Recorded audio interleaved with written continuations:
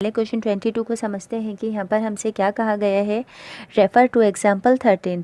तो एग्जाम्पल 13 को लेते हुए हमें इस टेबल को कंप्लीट करना है। एग्जाम्पल 13 क्या है हमारा? एग्जाम्पल 13 के अंदर 2 डाइस को एक साथ फेंका जाता है तो जो हमारे फेवरेबल आउटकम्स आते हैं, यानी कि एक डाइस पर आया हमारा 1 और एक डाइस पर आया हमारा 2, तो इन दोनों का सम क्या हुआ हमारा 3।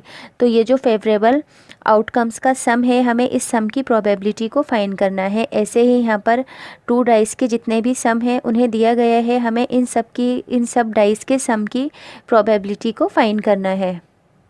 तो अभी मैंने इससे पहले वाली जो वीडियो डाली है उसके अंदर 2 डाइस के जो फेवरेबल आउटकम्स होते हैं उन्हें निकालना सिखाया है एक ट्रिक के थ्रू। तो पहले वाली वीडियो को जाकर देखें और फिर इस क्वेश्चन को करना स्टार्ट करें। तो हमारे फेवरेबल आउटकम्स जो होंगे 2 डाइस को फेंकने पर कुछ इस तरह से होंगे। तो पहला वाला तो यहाँ पर हमारा सॉल्व है। अब बात करते हैं प्रोबेबिलिटी ऑफ सम 3 की। तो इसके लिए हम क्या करेंगे, सबसे पहले हम अपने फॉर्मूला को लिखते हैं प्रोबेबिलिटी की। अब यहाँ पर हमें सम 3 की प्रोबेबिलिटी को फाइंड करना है। तो यहाँ पर फाइंड करेंगे हम प्रोबेबिलिटी ऑफ ई की जगह पर लिखेंगे सम इज इक्वल्स के अंदर 3। तो टोटल नंबर ऑफ आउटकम्स क्या होते हैं हमारे 2 डाइस को फेंकने पर? मैंने आपको बताया था कि हमेशा ये हमारा 36 होता है। अब यहाँ पर हम इस टेबल के अंदर देखेंगे कि ऐसे कौन कौन से फेवरेबल आउटकम्स हैं हमारे जिन्हें फेंकने पर हमारा क्या आता है, जिसका सम हमारा 3 आता है। तो यहाँ पर 1 और 2 को प्लस करेंगे तो 3 आएगा।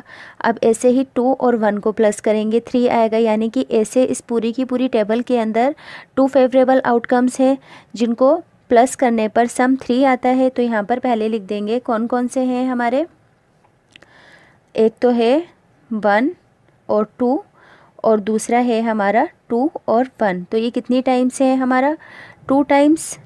तो इसकी जगह पर हम लिख देंगे अपना 2। अगर चाहें तो इसे कट करके भी आंसर निकाल सकते हैं, अदरवाइज़ ऐसे भी रहने दे सकते हैं। तो ये होगा हमारा 2 1 सा 2, 2 1 सा 2 और 2 8 सा 16। तो ये होगा हमारा 1/18 इसका आंसर। अब ऐसे ही हम प्रोबेबिलिटी निकालेंगे किसकी, 4 का सम आने की। तो यहाँ पर लिखेंगे P सम इज इक्वल्स के अंदर 4। तो टोटल नंबर ऑफ आउटकम्स हमेशा हमारे 36 होंगे। अब यहाँ पर इस टेबल से देखेंगे कि ऐसे कौन कौन से नंबर हैं जिन्हें प्लस करने पर हमारा 4 आता है। तो पहला कौन सा है यहाँ पर हमारा 1 और 4। तो इसमें से 2 और 2 को प्लस करेंगे तो 4 होगा।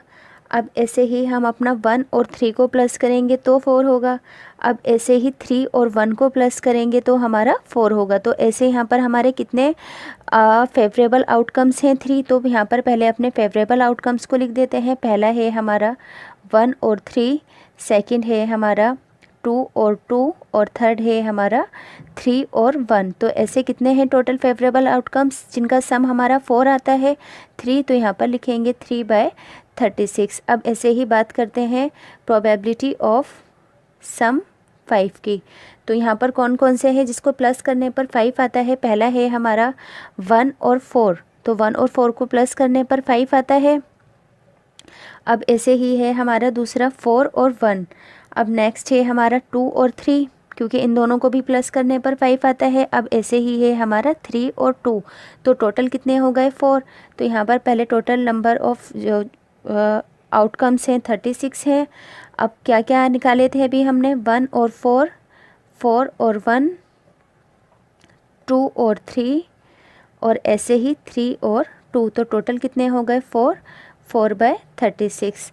अब ऐसे ही बात करेंगे प्रोबेबिलिटी ऑफ सम 6 की।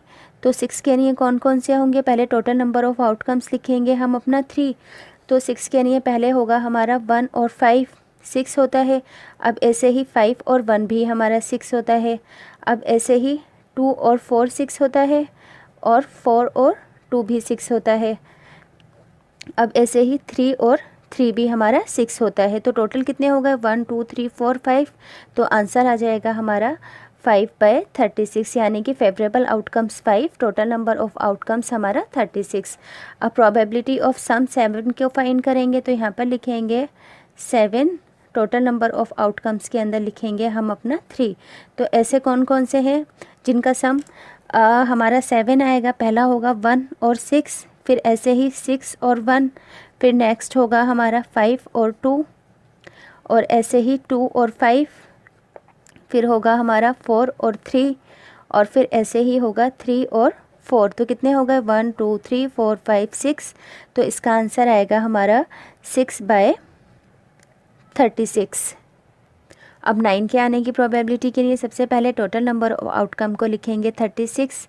9 हमारा कौन कौन से फेवरेबल आउटकम्स के ऊपर आ सकता है, 3 और 6 हमारा 9 होते हैं, ऐसे ही 3 और 6 भी 9 होता है, ऐसे ही 4 और 5, फिर होगा हमारा 5 और 4, यानी कि टोटल कितने आ जाएंगे 4/36। अब ऐसे ही प्रोबेबिलिटी ऑफ सम 10 आने की क्या होगी हमारी, पहले टोटल नंबर ऑफ आउटकम्स में लिखेंगे 36। 10 किस किस में आता है हमारा, 4 और 6 10 होते हैं, ऐसे ही 6 और 4 10 होता है, ऐसे ही 5 और 5 10 होता है। तो यहाँ पर हम लिख देंगे 3/36। अब ऐसे ही प्रोबेबिलिटी ऑफ सम 11 आने की क्या होगी, पहले total number of outcomes 2 dice के होते हैं हमारे 36। अब 11 आने के लिए क्या क्या होगा हमारे पास यहाँ पर, एक तो हो जाएगी 6 और 5, और दूसरी हो जाएगी हमारी 5 और 6। जैसा कि हमें यहाँ पर दिख रहा है, एक 6 और 5 और दूसरी 5 और 6। तो ये कितने हो गए यहाँ पर हमारे 2 और 36। तो जब कभी भी टू डाइस से रिलेटेड हमारा क्वेश्चन आता है तो हमें इस टेबल को बनाना आना चाहिए, ताकि हम इस टेबल के थ्रू अपने आंसर्स को अच्छे से फाइंड कर सकें। तो आप इससे पहले वाली वीडियो को जाकर देखें और इस टेबल को बनाना सीखें। अब इस क्वेश्चन का सेकंड पार्ट क्या है कि एक स्टूडेंट है जो कि आर्ग्यू कर रहा है कि इस क्वेश्चन के अंदर टोटल 11 आउटकम्स हैं, जो कि ये है, और हर एक आउटकम्स का जो आंसर आएगा वो 1/11 आएगा। तो यहाँ पर हमारे 11 आउटकम्स तो हो ही नहीं सकते, क्योंकि यहाँ पर हमारे टोटल कितने आउटकम्स हैं, 36 हैं।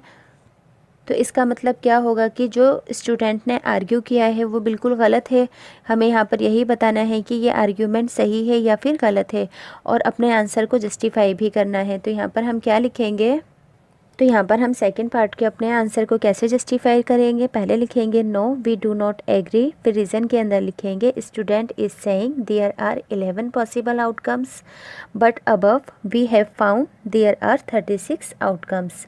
तो यहाँ पर हमारा क्वेश्चन नंबर 22 कंप्लीट होता है।